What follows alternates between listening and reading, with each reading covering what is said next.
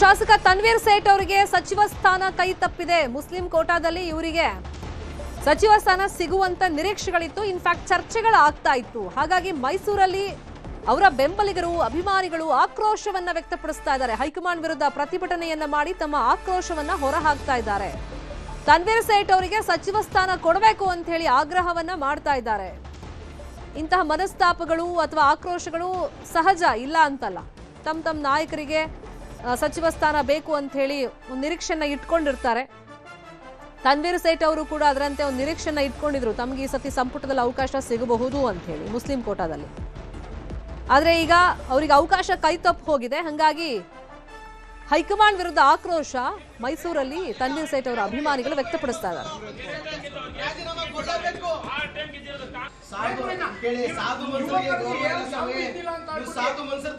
ಅದಕ್ಕೆ ಗೌರವ ಇಲ್ಲ.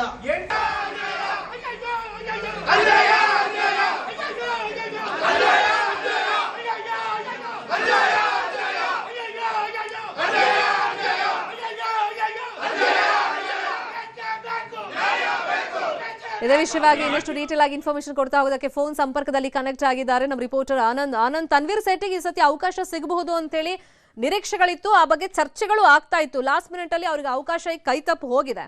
ಹಾಗಾಗಿ ಅವರ ಬೆಂಬಲಿಗರ ಆಕ್ರೋಶ ಯಾವ ತರ ವ್ಯಕ್ತವಾಗ್ತಿದೆ, ವಾಟ್ ನೆಕ್ಸ್ಟ್ ಅಂತ ಇದ್ರ ಬಗ್ಗೆ ತನ್ವೀರ್ ಸೇಠ್ ಅವರಿಗೆ ಯಾವ ತರ ಅಸಮಾಧಾನ ಏನಾದ್ರು ವ್ಯಕ್ತಪಡಿಸಿದಾರಾ, ಬೇಸರ ವ್ಯಕ್ತಪಡಿಸಿದಾರಾ? ಶರ್ಮಿತಾ, ಏನು ಮೈಸೂರಿನ ಹಿರಿಯ ಶಾಸಕ ತನ್ವೀರ್ ಸೇಠ್ಗೆ ಈ ಬಾರಿ ಸಚಿವ ಸ್ಥಾನ ಬಹುತೇಕ ಫಿಕ್ಸ್ ಅನ್ನಲ್ ಆಗ್ತಿತ್ತು. ಅಲ್ಲದೆ ಡಿ ಕೆ ಶಿವಕುಮಾರ್ ಅವರ ಆಪ್ತ ವಲಯದಲ್ಲೂ ಕೂಡ ತನ್ವೀರ್ ಸೇಠ್ ಅವರು ಗುರುತಿಸಿಕೊಂಡಿದ್ರು.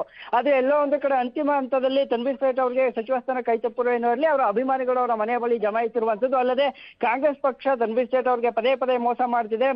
2.5 ವರ್ಷದ ಹಿಂದೆನೆ ಅವ್ರಿಗೆ ಸಿಗಬೇಕಾಗಿತ್ತು ಸಚಿವ ಸ್ಥಾನ, ಆಗ್ಲೂ ಕೂಡ ಸಿಗ್ಲಿಲ್ಲ. ಆದ್ರೂ ಹೈಕಮಾಂಡ್ ಮಾತಿಗೆ ಒಪ್ಪಿ ಅವರು ಸುಮ್ಮನೆ ಇದ್ರು. 2ನೇ ಅವಧಿಯಲ್ಲಿ ಅವಕಾಶ ಸಿಗುತ್ತೆ ಅಂತೇಳಿ. ಆದ್ರೆ ಇದೀಗ 2ನೇ ಅವಧಿಯಲ್ಲೂ ಕೂಡ ಹೈಕಮಾಂಡ್ ಪಕ್ಷ ನಿಷ್ಠರಿಗೆ ಮಣೆ ಹಾಕಿಲ್ಲ. ಈಗ ಏನು ಹೈಕಮಾಂಡ್ ವಿರುದ್ಧ ಹಾಗೂ ಪಕ್ಷದ ವಿರುದ್ಧ ಚಟುವಟಿಕೆಗಳನ್ನ ಮಾಡಿದಂತ ಜಮೀರ್ ಅಹಮದ್ ಅವ್ರಿಗೆ ಸಚಿವ ಸ್ಥಾನ ಸಿಗುತ್ತೆ ಅಂತ ಆದ್ರೆ ಇಲ್ಲಿ ಪಕ್ಷ ವಿರೋಧಿಗಳಿಗೆ ಹೆಚ್ಚಿನ ಅವಕಾಶವನ್ನು ಸಿಗುತ್ತಾ? ಆ ಹಿನ್ನೆಲೆಯಲ್ಲಿ ನೀವು ರಾಜೀನಾಮೆಯನ್ನ ಕೊಡಿ, ಪರವಾಗಿಲ್ಲ, ಕಾಂಗ್ರೆಸ್ ಪಕ್ಷಕ್ಕೆ ನಾವು ಏನಾ ಕ್ಷೇತ್ರದಲ್ಲಿ ಪಾಠ ಕಲಿಸ್ತೇವೆ ಅಂತೇಳಿ ಅವರ ಮನೆ ಮುಂದೆ ಕೂತು ಅಭಿಮಾನಿಗಳು ತನ್ವೀರ್ ಸೇಠ್ ಅವ್ರನ್ನ ಒತ್ತಾಯಿಸ್ತಾ ಇರುವಂತದ್ದು. ಇನ್ನು ತನ್ವೀರ್ ಸೇಠ್ ಸಹ ಮಾತನಾಡಿ, ಇಲ್ಲ, ನಾನು ಈ ಬಗ್ಗೆ ನನಗೆ ಯಾರಿಂದ ಟಿಕೆಟ್ ಅಂದ್ರೆ ಸಚಿವ ಸ್ಥಾನ ಕೈ ತಪ್ಪಿದೆ ಅನ್ನುವಂಥದ್ದು ಗೊತ್ತು. ಆ ಬಗ್ಗೆ ದೃಢೀಕರಣ ಪಡಿಸ್ಕೊಂಡು ನಂತರದಲ್ಲಿ ನಾನು ಮಾತನಾಡ್ತೇನೆ. ಸೂಕ್ತ ಸಮಯದಲ್ಲಿ ಸೂಕ್ತ ನಿರ್ಧಾರವನ್ನ ತೆಗೆದುಕೊಳ್ತೇನೆ. ನಾನು ಸಿದ್ದರಾಮಯ್ಯನವರ ವಿರೋಧಿಯೂ ಅಲ್ಲ ಅಥವಾ ಇನ್ನೊಬ್ಬರ ಆಪ್ತನೂ ಅಲ್ಲ. ಆದ್ರೆ ನಾನು ಪಕ್ಷಕ್ಕೆ ನಿಷ್ಠೆಯಾಗಿದ್ದೆ. ಯಾಕೆ ನನಗೆ ಸಚಿವ ಸ್ಥಾನ ಕೈ ತಿದ್ದುತ್ತೆ ಅನ್ನುವಂಥದ್ದು ಇನ್ನೂ ಕೂಡ ದೃಢೀಕರಣ ಪಟ್ಟಿಲ್ಲ. ಆ ಹಿನ್ನೆಲೆಯಲ್ಲಿ ಎಲ್ಲರೂ ಕೂಡ ಶಾಂತವಾಗಿರಿ, ನಾನು ಸ್ವಲ್ಪ ಸಮಯದ ನಂತರ ಎಲ್ಲರ ಜೊತೆಗೂ ಕೂಡ ಮಾತನಾಡ್ತೇನೆ ಅಂತೇಳಿ ಈಗ ತನ್ವೀರ್ ಸೇಠ್ ಅವರು ಅಭಿಮಾನಿಗಳಿಗೆ ಹೇಳ್ತಾ ಇರುವಂತದ್ದು. ಆದ್ರೆ ಅಭಿಮಾನಿಗಳು ಅವರ ಮಾತನ್ನ ಕೇಳೋದಕ್ಕೆ ಸುಕಾರಾಮ್ ಒಪ್ತಾ ಇಲ್ಲ, ನೀವು ರಾಜೀನಾಮೆಯನ್ನ ಕೊಡಿ ಅನ್ನುವ ನಿಟ್ಟಿನಲ್ಲಿ ಅವರ ಮನೆ ಮುಂದೆ ಪ್ರತಿಭಟನೆಯನ್ನ ಮಾಡ್ತಾ ಇರುವಂತದ್ದು. ಶರ್ಮಿತಾ, ಫೈನ್, ಫಾಲೋ ಅಪ್ ಮಾಡೋಣ ಈ ಸುದ್ದಿನ. ಥ್ಯಾಂಕ್ ಯು ಆನಂದ್, ಈ ಕ್ಷಣದ ಮಾಹಿತಿಯನ್ನು ಕೊಟ್ಟಿದ್ದಕ್ಕೆ. ಇದು ತನ್ವೀರ್ ಸೇಠ್ ಅವರ ಆಕ್ರೋಶ. ಅಂದ್ರೆ ಕೊನೆ ಕ್ಷಣದಲ್ಲಿ ತಮಗೆ ಸಂಪುಟದಲ್ಲಿ ಸ್ಥಾನ ಮಿಸ್ ಆಗಿದ್ದಕ್ಕೆ ಅವ್ರಿಗೂ ಒಂದು ಬೇಸರ ಅಂತೂ ಇದ್ದೇ ಇದೆ. ಮತ್ತೆ ಅವರ ಅಭಿಮಾನಿಗಳು ಬೆಂಬಲಿಗರು ಕಾತರದಿಂದ ಕಾಯ್ತಾ ಇದ್ರು ಸಂಪುಟದಲ್ಲಿ ಸ್ಥಾನ ಸಿಗುತ್ತೆ ಅಂತ. ಈಗ ಸಿಗದೇ ಇರೋದ್ರಿಂದ ಸಹಜವಾಗಿ ಅವರು ಕೂಡ ಆಕ್ರೋಶವನ್ನ ವ್ಯಕ್ತಪಡಿಸ್ತಾ ಇದ್ದಾರೆ.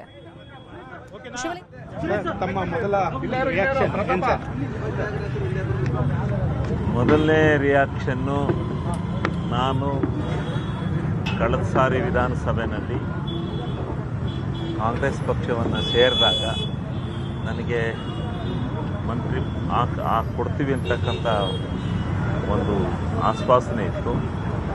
ಅದನ್ನು ಇವತ್ತು ಪಕ್ಷ ಮತ್ತು ನಮ್ಮ ಮುಖಂಡರಾದಂಥ ಸಿದ್ದರಾಮಣ್ಣವರು, ನಮ್ಮ ಮುಖ್ಯಮಂತ್ರಿಗಳಾದ ಡಿ ಕೆ ಶಿವಕುಮಾರ್ ಅವರು, ಪಕ್ಷದ ರಾಷ್ಟ್ರೀಯ ಅಧ್ಯಕ್ಷರಾದ ಖರ್ಗೆಜಿಯವರು, ರಾಹುಲ್ಜಿಯವರು ಮತ್ತು ನಮ್ಮ ಹರಿಪ್ರಸಾದ್ ಅವರು ಎಲ್ಲ ಇವತ್ತು ನನಗೆ ಜವಾಬ್ದಾರಿಯನ್ನು ಕೊಟ್ಟಿದ್ದಾರೆ. ಅದಕ್ಕೆ ನಾನು ಅವರಿಗೆ ಹಾಸನ ಜಿಲ್ಲೆಯ ಜನತೆಯ ಪರವಾಗಿ ತುಂಬು ಹೃದಯದ ಧನ್ಯವಾದಗಳನ್ನು ಅರ್ಪಿಸ್ತೇನೆ. ನಿರೀಕ್ಷೆ ಇತ್ತು. ಕಳೆದ ಸಾರಿನೇ ಕೊಡಬೇಕಾಯ್ತಪ್ಪ, ನಿನಗೆ ಈ ಸಾರಿ ಕೊಡ್ತೀವಿ ಅನ್ನೋ ಭರವಸೆನ ಕೊಟ್ಟಿದ್ದರು. ಅದರಂತೆ ಕೊಟ್ಟಿದ್ದಾರೆ. ಆ ನಿರೀಕ್ಷೆಯಂತೆ ಈಗ ನಾವು ಆ ನಿರೀಕ್ಷೆಯನ್ನು ಉಳಿಸಿಕೊಂಡು ಒಳ್ಳೆ ಕೆಲಸ ಮಾಡಿ ಪಕ್ಷ ಸಂಘಟನೆ ಮತ್ತು ಜನರ ಸೇವೆ ಮಾಡ್ತಕ್ಕಂಥ ಕೆಲಸ ಮಾಡಬೇಕಾಯ್ತು. ಸರ್, ಒಂದು ರೀತಿ ಫೋರ್ಸ್ ಕ್ರಿಯೇಟ್ ಆಯ್ತಾ ಅಂತ ಹಳೆ ಮೈಸೂರು ಭಾಗದಲ್ಲಿ JDS ವಿರುದ್ಧ ಹೋರಾಡಕ್ಕೆ? ಯಾಕಂದ್ರೆ ಈ ಪ್ಯಾಟ್ರನ್ ನೋಡಿದ್ರೆ ಏನು ಫೋರ್ಸ್ ಇಲ್ಲ, ಯಾವ ಫೋರ್ಸು ಇಲ್ಲ, ಏನಿಲ್ಲ. ಕೊಡಬೇಕಾದಂಥವ್ರಿಗೆ ಕೊಟ್ಟಿದ್ದಾರೆ. ಯಾರ್ಯಾರು ಆಕಾಂಕ್ಷಿಗಳಿದ್ರು, ಯಾರ್ಯಾರಿಗೆ ಸ್ಥಾನ ಕೊಡಬೇಕಾಯಿತು ಅವರಿಗೆ ಸೂಕ್ತವಾದ ಸ್ಥಾನಮಾನ ಕೊಟ್ಟಿದ್ದಾರೆ. ಯಾವ ಫೋರ್ಸು ಇಲ್ಲ, ಏನಿಲ್ಲ. ಅವಶ್ಯಕತೆಗೆ ಅನುಗುಣವಾಗಿ ಕೊಟ್ಟಿದ್ದಾರೆ. ಅದನ್ನು ಮಾಡ್ತಕ್ಕಂಥ ಕೆಲಸವನ್ನು ಮಾಡೋಣ.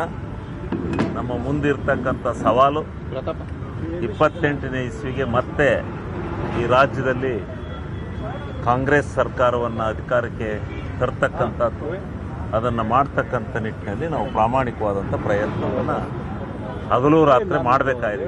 ಸವಾಲಾಗಿ ಸ್ವೀಕಾರ ಮಾಡಬೇಕಾಗಿದೆ. ಇಂಥದೇ ಖಾತೆ ಬೇಕು ಅಂತ ಏನಾದರೂ ನಾನು ಯಾವ ಖಾತೆ ಜವಾಬ್ದಾರಿ ಕೊಟ್ಟರು ನಾನು ನಿರ್ವಹಿಸ್ತೇನೆ.